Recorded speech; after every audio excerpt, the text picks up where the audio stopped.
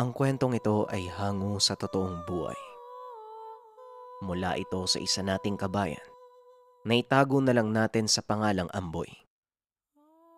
Taong 1954, Marinduque. Siyam na taong gulang pa lamang si Amboy ng mga panong ito. Bigla na lang may mga taong dumating sa kanilang tahanan. Hinamak ang mag-anak. Pinagpapapatay at sinunog pa isa-isa ang katawan. Mabuti na lang naitakas si Amboy ng ina. Ngunit sa kasamaang palad, inabot din ng nanay ni Amboy at mabuti na lang naitawid na ang bata sa ilog at naitago sa isang banda. Pinatay din ng nanay ni Amboy sa harap mismo ng kanyang mga mata. Maagang naulila si Amboy. Patay ang dalawang kapatid, kasama ang nanay. Tatay pati na din ng lola sa hindi malamang dahilan. Tila galit na galit ang mga tao sa kanilang angkan. Hindi niya nakilala ang mga ito maliban sa mga palatandaan sa muka. Apat at kasywal lang ang kasuotan. Hindi niya lubos maisip kung kabilang ba sa lugar ang mga salarin, sapagkat ito ang unang beses niyang nakita ang mga itsura nito. 2 araw na natili si Amboy sa pinagtataguan. Hindi lumabas ang bata dala ng matinding takot na baka may makakita at patayin din siya. Nang matiyak na tahimik at wala ng tao sa lugar, saka pa lamang lumabas si Amboy. Hapon na ng mga sandaling iyon at malapit nang sumaklob ang dilim sa liwanag. Maingat na binalikan ng bata ang tahanan. Naabutan niya ang mga sunog na bangkay na nagmistulang panggatong at malapit nang maabo. Kahit isa sa kanilang malapit na kapitbahay, walang lumapit at nagbigay ng simpatya. Normal lang na tila walang nangyari sa lugar. Naisip ni Amboy na baka hindi napansin ng mga ito ang naganap sa pamilya dahil ilang ektarya ng lupa ang pagitan ng bawat tahanan. Labis na dalamhati ang sinapit ng bata. Halo-halo ang pakiramdam. Matinding kalungkutan. Kawalan ng pag-asa at pangungulila. Pumasok siya sa tahanan sa pag-aakalang pagnanakaw lang ang dahilan ng mga salarin. Subalit ni isa sa mga gamit nila ay wala namang nawala. Hindi din nagalaw ang maliit na kwarto. Ngunit may mga bakas ng putik sa sahig. Sinubukan niyang puntahan ang pinakamalapit nilang kapitbahay. Ipinaalam niya ang sinapit ng pamilya. Subalit walang tumugon o kahit makitaan man lang ng pagkagulat at pag-aalala. Nagtataka din ang bata dahil ang mga kinikilos nito tila hindi kilala si Amboy. Nakikiusap po ako sa inyo, humiingi po ako ng tulong. Yung mga magulang sa kakapatid ko pati na din po si Lola eh. Pinatay po silang lahat. Paniwalaan niyo naman po ako. Imbes na sumagot ang mga ito, pumasok sila sa loob ng tahanan at sinarado ang pintuan. Naririnig niya pa ang pag-uusap sa loob. Boses ng ama sa tahanan at sinasabi, lahat ng miyembro ng pamilya ay dapat iwasan si Amboy.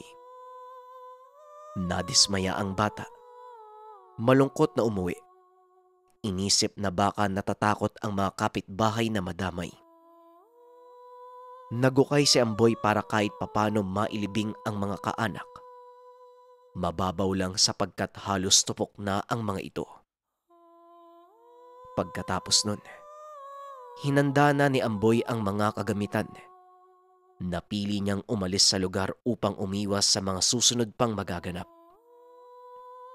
Gabi na ng mga sandaling iyon. Wala nang nararamdamang takot si Amboy habang binabaybay ang madilim na daanan. Dumaan siya sa maliit na sapa papunta sa bukid hanggang sa makahanap ng ligtas na lugar. Napapaligiran ito ng kakawyan. May masisilungan na malayungib na ugat ng malaking puno ng kahoy. Dahil sa pagod ay madaling nakatulog ang bata. Subalit sumama ang panahon at biglang bumuhos ang malakas na ulan. Sinuksok niya ang katawan sa ilalim ng ugat upang kahit papano hindi mabasa. Ngunit kahit anong tago ay nabasa pa rin siya. Kaya walang nagawa si Amboy kung hindi magtiis na lamang sa lamig. Hanggang sa may napansin siyang bagay na gumagalaw. Hindi niya maaninag kung ano ito. Huminto mismo sa tapat ng kinalalagyan. Dito niya napagtanto na isang tao. Nang dumungaw ito sa butas, natakot si Amboy nang makita ang pangit nitong muka. Marami ang balahibo sa pisngi. Hanggang sa... Oh, nandito ka lang pala. Halika na, basang-basa ka ng tubig. Sumama ka sa akin. Puno ng balbas at bigote ang muka na tila ermitanyo. Ngunit manipis ang pangangatawan. Dahil maayos naman ang pakikitungo ng matanda, kagad siyang sumunod at lumabas sa yungib. Hanggang sa tumuro ito sa isang banda. O doon banda, tumakbo ka. Naroon yung bahay ko. Dalian mo at susunod ako. Isisilong ko lang ang mga kambing doon sa unahan. Tumakbo na ang bata papunta sa direksyong iyon. Nakita sa lugar ang maliit na kubo. Kinakapitan ito ng dalawang malalaking puno at nakaangat ang papag sa lupa. May maliit na beranda ang kubong iyon at doon muna sumilong si Amboy. Samantala, ilang sandali lang ay bumalik na ang matanda kasama ang mga kambing na basa sa ulan. Panay bitaw pa ito ng mabibigat na salita. Dahil hindi niya nailigpit ng mas maaga ang mga kambing. Sakitin ang mga ganitong hayop sa oras na mabasa. Mawalang galang na po. May tao palang nakatira dito. At saka, paano niyo po ako nakita? Tanong ni Amboy. Napadaan ka kasi doon sa unahan. Parang naglalayas ka at problemado ang itsura. Hinayaan lang naman kita na magtago ka sa ilalim ng puno kaso nag-aalala ko nung umulan kaya ito, kasabay ng pagkuha ko ng kambing dinaanan na din kita. Tawagin mo na lang akong Mang Tamyong. Matagal na ako dito. Nasanay na akong manirahan sa tahimik na lugar. Ay ikaw ba? Anong nangyari at nadako ka dito? Tanong ni Mang Tamyong. Kwan po kasi... yung pinatay po yung pamilya ko eh. Ako na lang pong mag-isa. Natatakot ako na baka pati ako patayin din eh. Nang marinig ito ng matanda, tila bigla itong nagalit. Kitang-kita sa mukha ang matinding panggigigil. Naglakad ito sa ulan at sumigaw. Nagtataka naman noon si Amboy kung bakit tila sobrang apektado ang matanda sa nangyari sa pamilya. Nakita niya pang umiyak ito sa gitna ng ulan habang nakaluhod. Nilapitan niya ito at kinausap. Bakit po, Mang Tamyong? Kakilala niyo po ba kami? Bakit nagdadalamhati po kayo? Tanong ni Amboy. Wala iho. May naalala lang ako. Kaparehan ng sinapit mo eh. Ganon din ang nangyari sa pamilya ko. Kaya, ayun, ganong kalakas yung epekto sa akin nang marinig ko yung sinabi mo. Ay bumalik ka na sa kubo. Dapat hindi ka na sumunod. Ayan, nabasa ka tuloy uli. Pagkabalik ni Amboy sa kubo, nanatili pa rin si Mang Tamyong doon sa labas. May pagtatakamang naglalaro sa isipan. Hinayaan na lamang niya ito. Humupa na ang ulan ngunit hindi na nakabalik pa sa pagtulog si Amboy. Pabalik-balik sa isipan ng bata ang sinapit ng pamilya. Habang si Mang Tamyong naman, tila abala at may kinukuha sa loob ng tahanan. Ngunit hindi niya naman alam kung ano. Basta kahoy at botelya na may lamang kulay itim. Nilapag lang sa gilid ni Amboy at ilang sandali lang. Nagpaalam sa kanya ang matanda. Sinabing baka umaga na siya babalik. Saan naman po kayo pupunta? Ayos lang po ba ako na mag-isa dito? Tanong ni Amboy. Huwag mo nang intindihin kung saan ako pupunta. At saka, hindi ka rin naman pamilyar. Ayos lang ligtas ka dito. Matulog ka na. Malapit ng magmadaling araw, sige na. Tumango na lang si Amboy. Ngunit hindi na muli siyang nakatulog hanggang sa sumapit na ang umaga. Hindi pa rin dumadating si Mang Tamyong. Gutom na ang bata. Naglibot si Amboy sa lugar. Puro gubat lang at wala ni isang kapitbahay na makikita. Dahil sa gutom, nagalungkat si Amboy sa abuhan na nasa likod ng kubo. May nakita siyang maliit na kaldero at pagkabukas niya. Ganon na lang ang pagkagulat ng bata nang makita ang lamang karne na tila pinaksiw. Inamoy niya iyon ngunit hindi pa naman panis, kaya kinain ito ng bata. Sarap na sarap si Amboy habang nilalantakan ng karne. Halos maubos niya ang laman ng maliit na kaldero. Ilang sandali pa dumating na si Mang Tamyong. Tila ba may mabigat na problema dahil bagsak ang muka.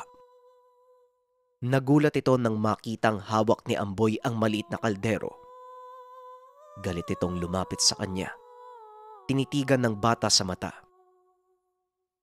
Pasensya na po. Gutom na po ako Kaya ito po kumain ako. Yan tuloy. Halos wala na pong naiwan para sa inyo. Wika ni Amboy. Hindi ako galit dahil kumain ka. Nagagalit ako dahil kinain mo ang hindi dapat. Bakit naman po? Masarap naman po to Hindi pa nga po panis Umiling si Mang Tamyong. Kinuha ang mga alagang kambing. Pagbalik sa tahanan, tinuring siya ng matanda na malapit na kaanak. Maraming mga payo at pagpapaintindi na mahalaga ang buhay. Masaya ako at kasama kita. Hayaan mo. Mabibigyan din natin ng katarungan ng kamatayan ng pamilya mo.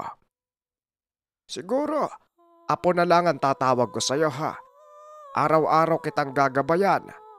Lalaki kang tama at magkakaroon ng masayang buhay. Ako ang papalit sa pangulila mo sa magulang. Pero isa lang ang gusto kong mangyari. Susundin mo ang lahat ng mga ipag-uutos ko. Hindi sa mga gawain, sa halip sa magandang pag-uugali kung ano ang tama't mali. Sa 2 araw na pananatili ng bata sa lugar, ramdam niya ang pagmamahal ni Mang Tamyong sa kanya. Kung alagaan pa siya nito ay halos kapareho kung paano siya alagaan ng ina. Pati na rin ang mga mata nito kung paano tumingin. May pagkasingkit. Kumikipat palagi ang isang mata na tila may deperensya. Ngunit habang tumatagal, namumuo sa isip ni Amboy ang katauhan ni Mang Tamyong. Napapatanong siya sa sarili kung sino ang mga kamag-anak at kapamilya ng matanda. Ni minsan ay hindi binanggit ni Mang Tamyong ang patungkol sa sarili. Kapag nagtatanong naman si Amboy, nililihis nito ang usapan. Dahil dito hindi mapakali si Amboy. Gusto niyang malaman ang totoong pagkatao ni Mang Tamyong at kung bakit nito napiling manirahan sa gubat. Natural lang naman sa edad ni Amboy na magbato ng mga katanungan na kailangan ng kasagutan. Isang araw, nagpaalam sa kanya ang matanda. Aalis ito ng tahanan at bukas na babalik. Medyo nagtaka noon si Amboy. Kahina-hinala ang kilos ni Mang Tamyong. May mga hinanda muna ito bago umalis. May dala itong bote na may mga tangkay. 2 bilog na perlas na maitim na kasing laki ng kalamansi. Pagkaalis ng matanda, Hindi na napigilan ni Amboy na mag-usisa. Palihim niyang sinundan ng matanda. Umuwi ka na. Huwag kang susunod sa akin. Malapit nang gumabi, Apo. Sige na. Huwag ka nang magtago dyan at nararamdaman kita. Napilitang magpakita si Amboy at nagdahilan. Sinabi ng bata na nais niyang malaman kung ano ang ginagawa ng matanda sa tuwing umaalis. Pero hindi nagsalita si Mang Tamyong. Nagpatuloy ito sa paglalakad. Sumunod pa rin si Amboy. Pinagalitan siya nito ng paulit-ulit at pinabalik sa tahanan. Ngunit hindi nakikinig si Amboy. Pinapairal niya ang katigasan ng ulo. Galit na si Mang Tamyong. Panay na ang pagbigkas ng mabigat na salita at pinapabalik talaga si Amboy. Hanggang sa bigla na lang huminto si Mang Tamyong. O siya, sige. Umupo ka dyan at may sasabihin ako. Merong mas malalim na dahilan ng pagkamatay ng lahat ng kamag-anak mo. Hindi mo lang alam, Amboy, pero kinakatakutan ng pamilya mo. Alam ng mga tao sa lugar nyo na mangkukulam at aswang ang angkan mo. Pero kailanman, hindi sila nanghahamak ng mabubuting tao. Sa halip, mga abusado ang pinupunterya nila. Nang marinig ito ni Amboy, biglang nagbago ang daloy ng pag-iisip ng bata. Maraming katanungan na pumasok sa isipan, kasabay ng matinding pangingilabot. Sa pagpapatuloy ni Mang Tamyong, malakas ang hinala niya na ang pumatay sa mga magulang ni Amboy ay napag-utusan lang. Inalam ng matanda ang sitwasyon ng puntahan niya ang lugar para kahit papano kilala niya ang mga taong dapat singilin sa nagawang kasamaan. Ngunit wala ni isa ang nakakakilala sa mga pumaslang. May pinag-iinalaan akong kapitbahay nyo. Masyadong mayabang magsalita. Mabuti daw at magagaling ang kinuha niyang mga tao, pero hindi nadali ang bata. Alam ko na ang ibig sabihin nun. Maaaring yung kapitbahay nyo. Yon ang dahilan kung bakit pinagpapapaslang ang pamilya mo. Ang batang tinutukoy niya ay walang iba kung hindi ikaw. Kaagad namang nagtanong si Amboy kung saan banda nakatira ang tinutukoy ni Mang Tamyong. Sa gawing kanluran, sa kalsada banda. Sa pagkakalam ko, may kaya ang taong yon. Ganun po ba? Papatayin ko siya. Pati na din yung buong pamilya niya. Papatayin ko. Nga po pala, bakit ganun na lang po yung pagmamalasakit niyo sa akin? Parang kayo pa po yung naghahanap sa mga salarin ah. Tanong ni Amboy. Hanggang sa nanlaki ang mga mata ni Amboy nang sabihin ni Mang Tamyong ang katotohanan. Dahil miyembro ako ng pamilya mo. Ako ang lolo mo at matagal nang nagtatago dito. Ako ang tatay ng nanay mo. Pinili kong magkubli sa lugar na ito dahil gusto kong iiwas kayo sa gulo.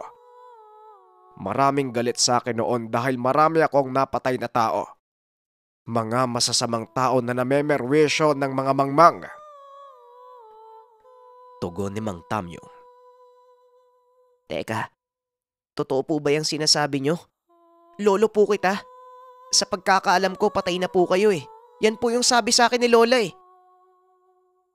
Wika ni Amboy. Ako ang nagsabi nun, Apo. Dapat isipin ng mga tao na patay na ako para humupa ang gulo at hindi na kayo madamay. Hindi ko alam kung bakit napunta ka dito eh. Parang sinadya ng tadhana at kaya ko umalis ngayon. Papatayin ko kung sino man ang sangkot sa pagpaslang sa pamilya natin. Sasama po ako sa inyo. Sasama po ako.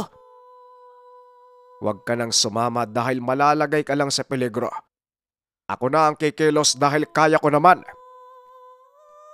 Bahala po kayo. Basta sasama po ako. Kung hindi niyo po itutuloy yung lakad niyo dahil sa akin, ako na po mismo yung pupunta doon. Ay nako, batang ito. O siya, sige, sumama ka. Pero wag na wag kang lalapit kung nasaan ang mga kalaban. Magtago ka hanggat sa makakaya mo. Sige po, gagawin ko po yun. Teka, ano naman po yung gagawin nyo? Paano po natin sila mauubos? Hindi na nagsalita pa ang matanda. Nagsimula na itong maglakad habang si Amboy naman abot langit ang kaba sa maaaring mangyari.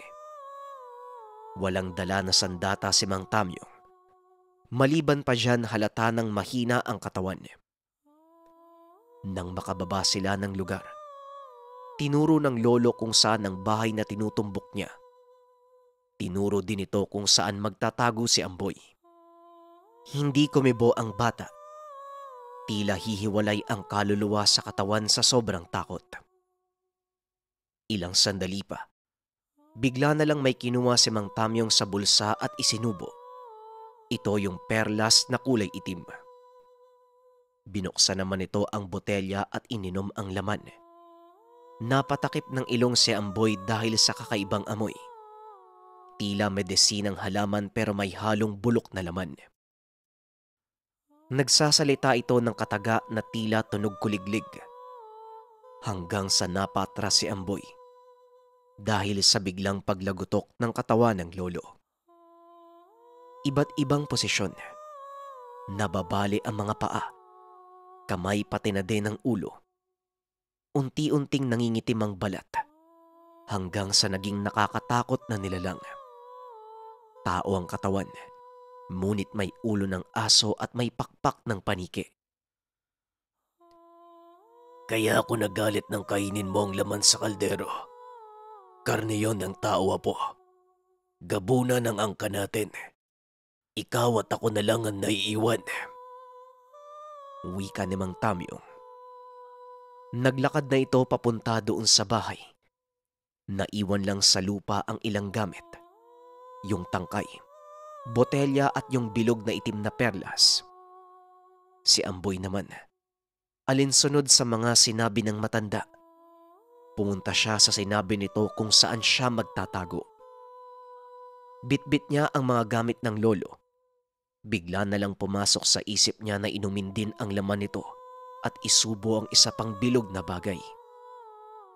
Hanggang sa ginawa nga yun ni Amboy dahil sa pag-aakalang magiging katulad siya ng matanda upang makapagigante sa pumatay sa pamilya. Tiniis ni Amboy ang kakaibang lasa, madulas at umiinit sa sikmura ng bata. Tila nalasing ang bata at kumalat ang init mula sa sikmura hanggang sa buong katawan. May nakita siyang mga tao sa bandang kalsada. Dito nagpantig ang tenga ni Amboy dahil ang mga taong ito, walang iba kung hindi ang mga taong nakita niya noon na pumaslang sa kanyang pamilya. Galit na galit si Amboy at sa hindi malamang dahilan, bigla na lang nilapitan ang mga ito. Ngunit napansin ng bata na tila natatakot ang mga ito sa kanya. Habang papalapit siya sa kanaroroonan, hindi niya lubos maunawaan kung bakit natatakot ang mga ito sa kanya. Pare! Aswang, pare! Bumunot ng baril ang dalawang tao at pinaputokan si Amboy. Hindi iniinda ng bata ang tama ng bala. Ramdam niya ang pamamanhid. Ngunit hindi ito naging hadlang upang hindi niya ituloy ang paglapit sa dalawa. Dito lang napagtanto ni Amboy na naging aswang na pala siya ng hindi namamalayan. Akmang susunggaban niya na ang isa, ngunit bigla na lang may umatake sa mga ito. Kitang-kita ni Amboy kung paano natumba ang mga ito. Ano bang ginagawa mo? Hindi ka nakikinig sa akin. Uminom ka pa talaga ng sumpa. Wika ni Mang Tamyong. Sila ang mga taong pumaslang sa nanay at tatay ko. Pati na din sa kapatid at lola ko. Hindi ko na mapigilan yung sarili ko. Wika ni Amboy. Halika na. Umalis na tayo dito. Paano po yung mga nakatira sa bahay? Di ba papatayin po natin yung mga nakatira? Tapos na. Isa lang ang pinatay ko. kung sino ang mismong ugat sa pagpaslang sa pamilya natin. Mabilis na binalikan ni Amboy ang mga gamit na naiwan, yung bote at ilang tangkay. Hindi niya maintindihan sa sarili kung bakit sobrang bilis niya. Malakas ang pangangatawan. Pagkapa niya sa mga tama ng bala, wala man lang kahit kaunting sugat. Naghilom ng kusa ang mga ito. Ngunit sa kabila ng lahat, gumaan ang pakiramdam ng bata. Bagaman natuklasan ni Amboy na lolo niya si Mang Tamyong at aswang ang kanilang angkan, masaya siya dahil kahit papano ay may natira pa sa kanilang pamilya. Nang makarating sa tahanan, pinagalitan ng matanda si Amboy. Nasaan yung tao na sila? Ngunit ang boses ng lolo ay iba pa din. Nabigyan nga ng hustisya ang pagkamatay nila, pero nagpakita ka naman. Paano kung may nakapansin na ibang tao? E di mas lalong lilit ang mundo mo katulad ko. Wika ni Mang Tamyong. Pasensya na po kayo. Hindi ko na po napigilan yung sarili ko eh. Ano po ba yung laman ng bote pati po yung sinubo nyo? Para po ba yan maging aswang? Tanong ni Amboy. Yung sinubo ko, anting-anting na trabong ko. Mabisa sa panlilang. Pagiging mabangis at hindi ka mararamdaman ng awa. Yun lang ang unang beses kong isinubo dahil gusto kong ipadama sa kanila ang walang awang pagpatay. Ang masaklap, hindi na mailuluwa pa maliban na lang kapag namatay ako. Yung tangkay, nagbabakasakali lang ako na baka may tangan ng kalaban. Gagamitin ko sana yon pambasag ng lakas nila eh. Kaso, mga normal na tao lang pala. At ang laman ng bote, isang uri ng sumpa para magising ang pagiging aswang. Matanda na ako. Hindi na katulad ng dati na kaya kong maging aswang ng mabilisan. At ikaw, imbis na maging normal na tao, ay talagang sinugal mo pa yung sarili mo. Alam mo bang ayaw kong maging gabunan ka, bagaman nasa dugo na ito? E paano na yan? Hindi na mapipigilan ang pagiging aswang mo. Linti talagang batang to, oo. Masyado kong naging panatag ah. Talagang binigyan mo pa ako ng problema. Hindi na nakapagsalita ang bata. Bagaman mali ang ginawa niya, pero hindi ito pinagsisisihan ni Amboy. Lumipas ang maraming araw, buwan at taon. Nanatili lang si Amboy sa bukid kasama ang lolo. Hanggang sa umabot ang maraming taon, namatay ang matanda. Tama ito. Naluwa nga niya ang tinatawag na trabungko.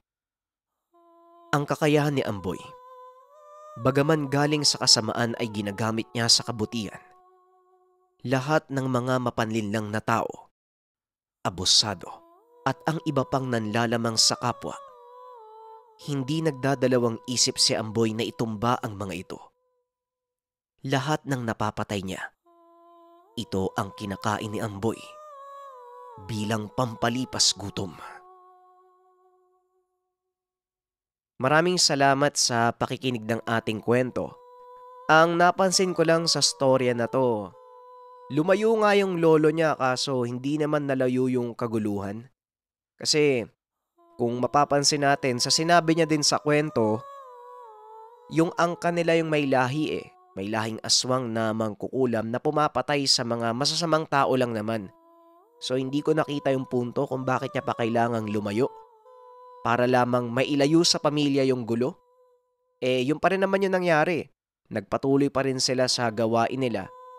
Di sana kung nandun siya sa tahanan, nailigtas pa sana yung pamilya. Pero kung ano man yung iba pang dahilan, maaring hindi lang nasabi sa kwentong ito. Pero saludo pa rin kay Amboy dahil ginamit niya yung kakayahan niya sa pagtulong sa ibang tao. Muli maraming salamat. Paalam.